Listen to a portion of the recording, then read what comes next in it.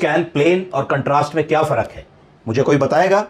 CT scan plane जो होता है उसमें दो विंडो निकल के आती हैं, एक बोनी विंडो निकल करके आती है और एक सॉफ्ट टिश्यू विंडो निकल करके आती है। इसका क्या मतलब होता है? इसका मतलब होता है कि जब हम प्लेन सीटी स्कैन करते हैं तो सीटी स्कैन के अंदर हमको वो स्ट्रक्चर्स मिलेंगे जो या तो बोनी है, जैसे कि अगर मान लीजिए कि कोई मरीज आता है पेन इन किडनी करके, किडनी के रीजन में, केयूबी के रीजन में, अगर आप उसका सीटी स्कैन कराते हैं तो आपको स्टोन्स दिख जाएंगे। तो यहां पे प्लेन सीटी स्कैन का रोल है। अगर एक आदमी आता है कि हम सब सर में दर्द हो और एकदम से बेहोशी आ गई, आप सस्पेक्ट कर रहे हैं कि ब्लड प्रेशर बढ़ा होगा और ब्रेन में ब्लीडिंग हो गई होगी, तो सीटी स्कैन का रोल है, उसमें कंट्रास्ट सीटी का रोल नहीं है। अगर आप प्लेन सीटी स्कैन कराएंगे तो उसके सर में बड़ी सी ब्लीड आपको दिख जाएगी। अगर साइनस की कंडीशन है तो भी प्लेन सीटी का रोल है, उसमें कंट्रास्ट सीटी स्कैन की कोई जरूरत नहीं है। अगर पॉलीट्रॉमा है, आदमी गिर गया है, चोट लग गई है, गाड़ी के नीचे आ गया है और बहुत सारे मल्टीपल फ्रैक्चर्स हो गए हैं, तो भी उसमें सीटी स्कैन प्लेन का रोल है, कंट्रास्ट की कोई जरूरत नहीं है। तो इन जगह पे प्लेन सीटी स्कैन का रोल आता है। अब हम बात करेंगे कंट्रास्ट सीटी क्या होता है। कंट्रास्ट सीटी को सीईसीटी भी कहते हैं। क्या कहते हैं? क्या मतलब हुआ? Contrast enhanced computerised tomography. बोलिए, कंट्रास्ट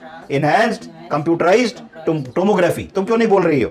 उसके बाद सीईसीटी क्यों किया जाता है? सीईसीटी ये देखने के लिए किया जाता है कि ब्लड फ्लो है या ब्लड फ्लो नहीं है। इसका मतलब है कि जो तुमने कंट्रास्ट सीटी स्कैन ऑर्डर किया, तो कंट्रास्ट सीटी स्कैन दो प्रकार से दिया जा सकता है, एक आईवी कंट्रास्ट और दूसरा ओरल कंट्रास्ट। तो आईवी कंट्रास्ट तुम जैसे ही दोगे तो वेन में तुमने कंट्रास्ट लगाया, तुरंत वो हार्ट में पहुंचा और हार्ट ने जैसे ही उसको पंप किया वैसे ही वो बॉडी के डिफरेंट ऑर्गन्स तक पहुंच गया और उससे तुमको इंफॉर्मेशन मिलने लगती है। तब ओरल कंट्रास्ट क्या होता है? ओरल कंट्रास्ट का मतलब है कि तुमने कंट्रास्ट को 2 लीटर पानी में घोल लिया और पिला दिया मरीज को, तो उससे क्या पता लगेगा? गट वर्सेस नॉन गट, यानी कि जो पिक्चर आएगी वो पहले ईसोफेगस की आएगी, खाने के रास्ते की आएगी, फिर पेट की आएगी, फिर छोटी हाथ, बड़ी हाथ, रेक्टम, इस तरीके से आएगी। तो गट एंड नॉन गट की आंत के अंदर की पूरी पूरी पिक्चर मिलेगी। अगर आंत के अंदर कोई ट्यूमर बैठा है, कोई ग्रोथ है, तो कटी हुई पिक्चर मिलेगी, क्योंकि जब कंट्रास्ट ट्रेवल करेगा तो जहां पे ग्रोथ या मास या टिश्यू है वहां पे वो नहीं जा पाएगा। तो खट से तुम समझ लोगे कि भाई मरीज को ये प्रॉब्लम हो रही है। अब अगर एक मरीज आता है जिसका एमाइलेज लाइपेज बढ़ा हुआ है और तुम सस्पेक्ट कर रहे हो कि उसको कैंसर ऑफ द पैंक्रियास तो नहीं है, क्योंकि पैंक्रियास का कैंसर अल्ट्रासाउंड में पकड़ना कई बार बड़ा मुश्किल होता है, तो उसमें सीटी स्कैन कंट्रास्ट का बड़ा तगड़ा रोल है। बताइए क्या रोल है, कैसे करेंगे? जहां पे ब्लड सप्लाई होगी वहां पे कंट्रास्ट ग्लो करेगा। क्या करेगा? ग्लो करेगा। तो अगर मान लीजिए कि कैंसर ऑफ द पैंक्रियाज है तो नेक्रोटाइजिंग पैंक्रेटाइटिस हो जाती है, यानी कि पैंक्रिया का एक हिस्सा सड़ने लगता है। सड़ने तभी लगेगी कोई चीज जब ऑक्सीजन और ब्लड नहीं जाएगा, तभी वो अंग सड़ेगा। तो वहां पे ब्लड और ऑक्सीजन ना जाने की वजह से कंट्रास्ट नहीं पहुंचेगा और ग्लो नहीं करेगा, तो डिफेक्ट दिखेगा आपको कंट्रास्ट सीटी में और आप खटाक से जो है पैंक्रेटाइटिस की डायग्नोसिस सीईसीटी पे बना देंगे।